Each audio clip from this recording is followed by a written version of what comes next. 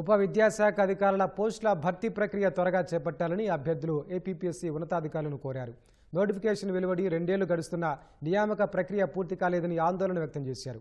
ఉప విద్యాశాఖ అధికారుల పోస్టులకు ఎంపికైన 38 మంది ఈ మేరకు అధికారులను కలిసి వినతిపత్రం సమర్పించారు.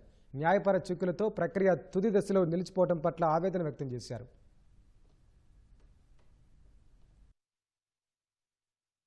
Deputy education officer recruitment already వచ్చి 3 years అయిపోయింది. మేమందరూ 1:1లో సెలెక్ట్ అయ్యాము. సెలెక్ట్ అయిన తర్వాత కూడా కోర్టు కేసుల వల్ల కొద్దిగా డిలే అవుతుంది. ఏపీపీఎస్సీకి ఇష్యూని వీలైనంత తొందరగా రిజర్వ్ చేసి ఫైనల్ లిస్ట్ అనౌన్స్ చేయండి అని విన్నవించడానికి ఇక్కడికి వచ్చాం sir. Deputy education officer notification 2023 December రావడం జరిగింది.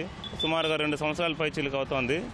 రిజల్ట్ అయితే ఇచ్చారు, మళ్ళీ డివిజన్ బెంచ్లో అది కొద్దిగా పెండింగ్ ఉందనేసి కొద్దిగా మళ్ళీ నిలుపుదల చేశారు. మాకు computer test certificate verification date ఇచ్చిన తర్వాత స్టేటస్ స్కోర్ రావడం వల్ల నిలుపుదల జరిగింది. న్యాయపరమైనటువంటి అవరోధాలను దాటడానికి ఏబీపీఎస్సీ కానీ లేదో గవర్నమెంట్ నుంచి కానీ కొద్దిగా వేగవంతమైన చర్యలు తీసుకోవాలని రిక్వెస్ట్ చేయడానికి ఈరోజు వచ్చాం సార్. ఏపీపీఎస్సీ ఇచ్చిన ఈ మధ్య 1:1 రేషియోలో ఫలితాలు విడుదల చేయడం జరిగిందండి.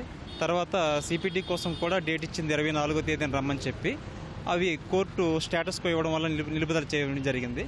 ఏపీపీఎస్సీ చొరవ తీసుకొని వాటిని వేగవంతంగా రిజాల్వ్ చేసి ఫలితాలని ప్రకటించాల్సిందిగా కోరుచున్నాను.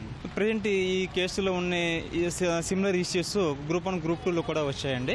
అవి వేగంగా సాల్వ్ చేయడం జరిగింది. ఆల్రెడీ వాళ్ళు కూడా అపాయింట్ చేయడం కూడా జరిగింది. అదేవిధంగా డిప్యూటీ వాళ్ళు కూడా వేగంగా అపాయింట్ చేయవలసిందిగా కోరుచున్నాను.